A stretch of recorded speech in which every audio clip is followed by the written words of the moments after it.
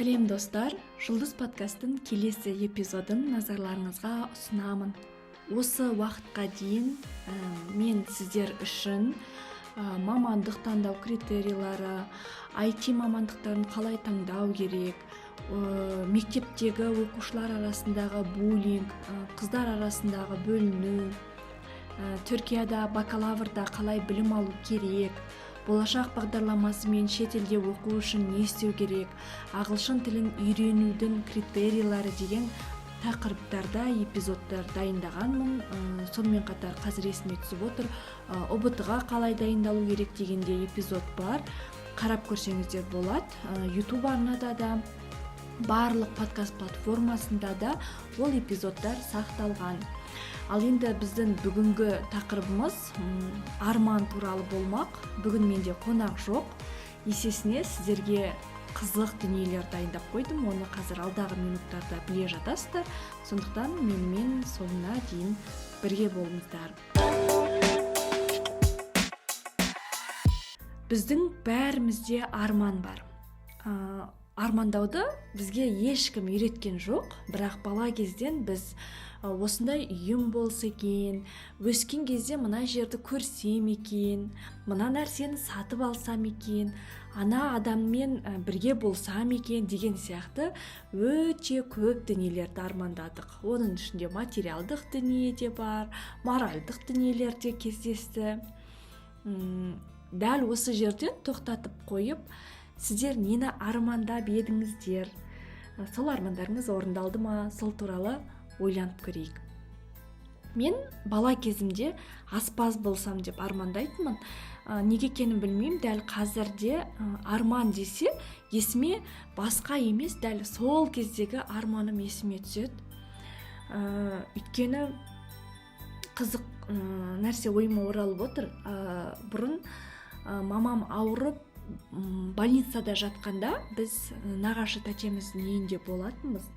Сол кезде ол кісі бізге котлет дайындап берді. Ол дайындаған котлеттің иісі әлі күнге дейін менің мұрнымда. Сосын бұрын бізде ата-анамыз кейде бізді аудан орталығына апарып, сол жердегі асханалардан тамақ беретін. Енді ол уақытта қазіргідей өте күшті кафелер, ресторандар жоқ, кәдімгі тамақтар дәмді, неше түрлі тәттілер сататын асханалар есесіне көп болатын. Сол асханадан мен неге екенін білмеймін, әрдайым котлет алғым келетін және алып беретін де. Сол нағашы тәтемнің үйінде дайындалып жатқан котлеттің иісі маған асхананы есіме түсірді. Ал ол асхана әлбетте менің ата-анаммен, сіңіліммен бірге болатын тәтті естеліктерді еске салды. Содан кейін ба білмеймін, неге екен әйтеуір мен айтатынмын, мен котлет жасайтын аспаз болғым келеді деп. Бірақ енді бір қызығы, мен тамақ пісіруді, жалпы ас үймен достасуды тек 21 жасымда ғана бастадым. Оғанға дейін мен тамақ пісіру де білмейтінмін, асханаға да көп жолай қоймайтынмын. Өйткені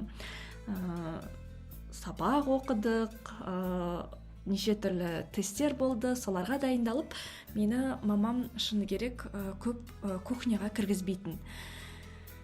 Ал сіздерде ше, бұл менде орындалмаған арман болып қалды. Мен аспаз болған жоқпын, мен журналист болдым. 6 жыл оқып, неге сіздерге контент дайындап отырмын. Ал сіздерде енді комментарийге жаза кетіңіздер, я болмаса өздеріңіз де еске түсіріңіздер, бала кезде армандаған, бірақ орындалмаған қандай армандарыңыз бар еді. Одан кейін орындалған мына бір арманды айтқым келіп тұр. Бұрын біз ауылда тұрдық, сіңілімменен бірге әр апта сайын уборка жасаймыз үйде. Сол кезде жаңағы ескі кеңес заманынан қалған кәдімгі советский арқасы бар орындықтар болды үйде. Соның үстіне арқалық жоқ кухонный орындықты қоятынбыз да, чемодан етіп соны сүйреп ойнайтынбыз. Біз сол чемоданмен ойша өзіміз білетін мемлекеттерге ұшатын едік. Ол мемлекеттердің ішінде Корея, Америка, Ұлыбританияға баратынбыз.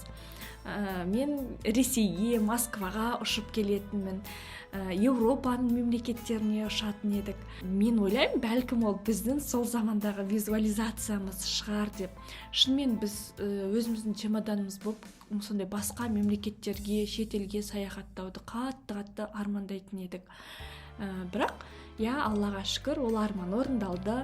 Мен әрдайым чемоданымды сөретіп аэропортқа келген сайын сол сіңілім екеуміздің баяғы бәленбай жыл бұрын ойнаған сол ойынымыз әрдайым менің есіме түседі. Мен жаңа сіздерге айттым ғой, қызық дүниелер дайындап қойдым деп.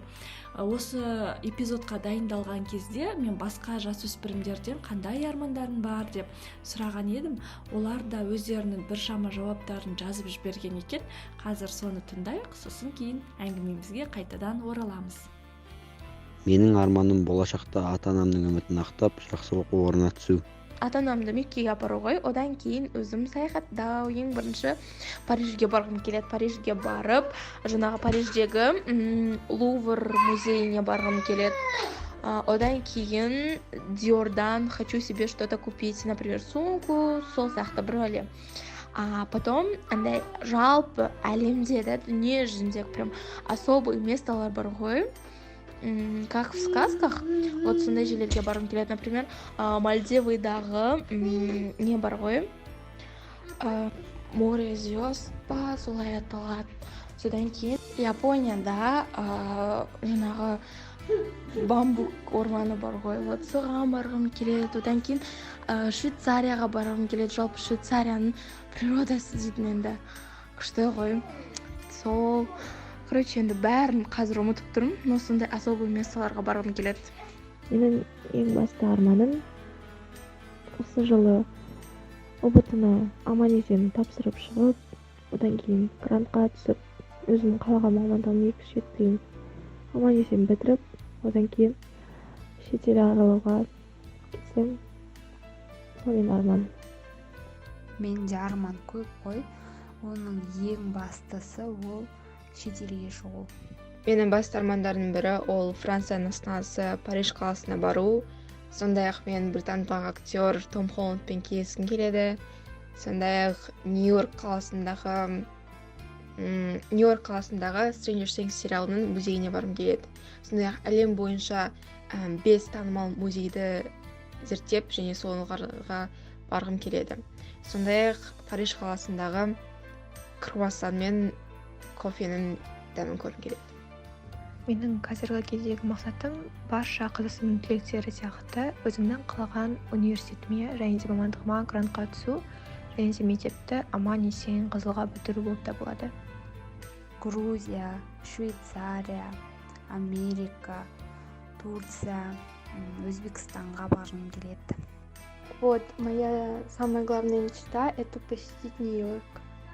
Менің арманым бай болу, ата-анам бақытты ету, бір жақсы жар тауып, сол адаммен бақытты өмір кешу.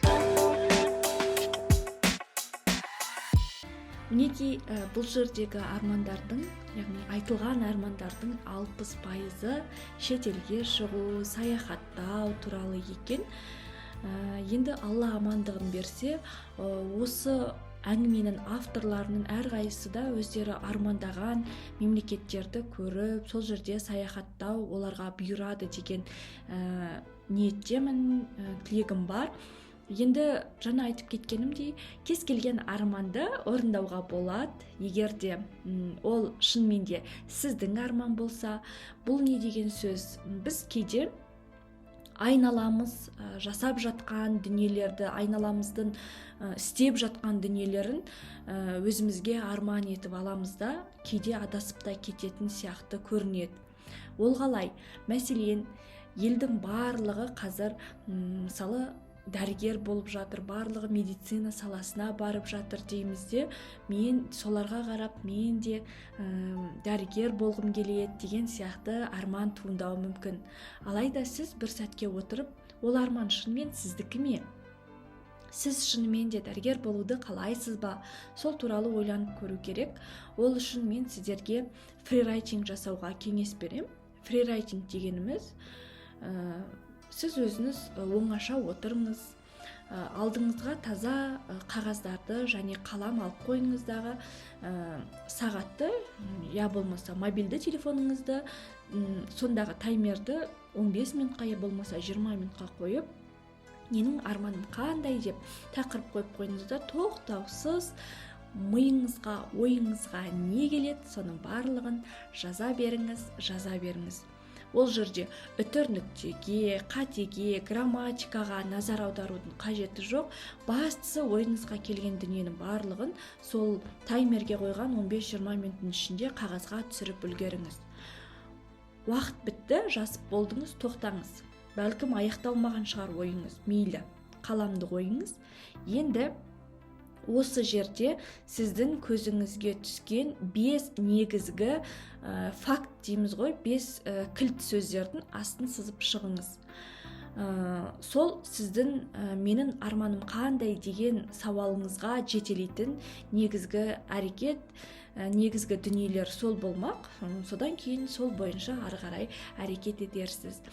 Фрирайтинг жалпы армандауда ғана емес, кез келген сұраққа жауап іздеу мақсатында да пайдалансаңыз көп көмегін береді. Мінекей, біз ең алдымен сол ойымызды тазалап, шынымен де осы уақытқа шейін армандап жүрген дүние менікі ма, менікі емес пе, оны анықтап алдық, фрирайтингтің көмегімен. Енді екінші, сол арманға жету үшін қандай әрекет істеуім керек деген сұраққа жауап іздеуіміз керек. Өйткені тек армандап отыруға болмайды. Армандадық, енді сол арманға жету үшін әрекет етуіміз керек.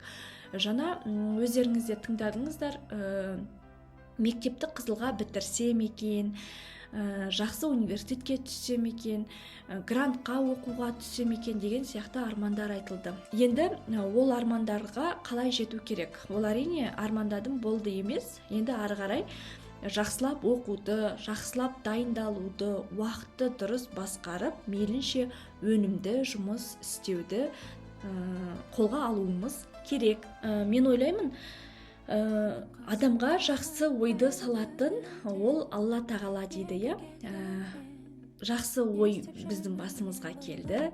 Біз сол ойға жету үшін, сол арманды орындау үшін әрекет істедік, қолымыздан келгеннің барлығын жасадық. Енді қалған дүниені, қалған барлығын Аллаға тапсыру керек деп ойлаймын. Бастысы сол арман жолында, армандаудың жолында әрекетсіз қалмасақ болғаны. Бүгінгі эпизодта менің айтқым келген басты дүние осы. Сондай-ақ бұл жерде мен осы эпизодқа дайындалу барысында өте жетістікке жеткен танымал адамдардың цитаталарын қарап шықтым. Олар не айтқан екен арман туралы деп. Сонда маған Мұхаммед Алидің мына сөзі қатты ұнады. Чемпион жаттығу залдарында пайда болмайды. Адамның ішіндегі құлшыныс, арман, мақсат чемпионды тудырады. Яғни тек қана бұл жаңа айтып кеткендей армандап қана отырмай, мейлінше сол арманға жету үшін алдыға мақсат қойып, мақсаттан құлшына отырып жұмыс істеп әрекет етсе, міндетті түрде сіздердің қолдарыңыздан сіздер армандаған кез келген дүние келеді деп ойлаймын. Мінекей біздің бүгінгі эпизод осындай шағын, қысқа да нұсқа, білмеймін қанша минут болды. Мен енді бұны қазір ешқандай өңдеусіз осы қалпында өздеріңізге ұсынам. Яғни сіздерге қазір сіздердің тыңдап отырғандарыңыз ол ешқандай өңдеусіз, ешқандай өшіріп тастап қайта жазусыз сіздердің алдарыңызға түсіп отырған нұсқа. Сондықтан да бәлкім бұл сіздерге армандауға одан әрі қарай қанат бітіретін, армандарыңыз болса одан әрі қарай жақсы әрекеттер жасауға шабыттандыратын эпизод болды деген сенімдемін. Армандарыңыз аласармасын, армандай беріңіздер, өйткені армансыз адам қанатсыз құспен тең дейді. Бәрімізді жоғарыға жетелейтін дүние ол осы бәріміздің бала кездегі кішкентай бір арманнан пайда болды деп ойлаймын. Сондықтан армандарыңыз аласармасын, армандарыңыз орындалсын деген тілекпен бүгінгі эпизодты аяқтаймын. Келесі эпизодта аман есен жүздескенше, тілдескенше сау болыңыздар.